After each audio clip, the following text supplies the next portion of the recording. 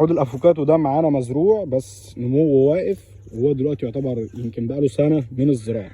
فالحاجه اللي هنلاحظها هنلاقي ان العود مش ملفوف بجريد، وده طبعا غلط.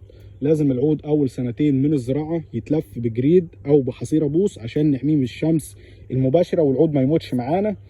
تمام. طبعا لما احنا بنحميه بالجريد اول سنتين من الزراعه بيبتدي يخرج ورق ونموات من الساق ده. تمام. فالساق بتطلع ورق، الورق ده بيغطي الساق فبنحافظ على العود.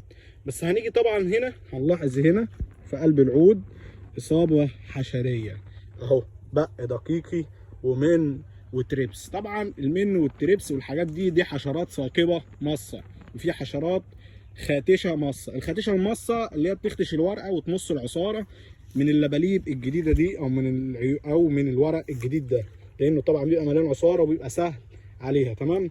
انما الثاقبه مصه دي بتثقب الورقه. تمام. وبتتغذى على العصاره اللي في قلب الورقه. طبعا حاجه زي كده لازم نرش رشه حشري، نلف العود ده بحصيره بوز او بجريد.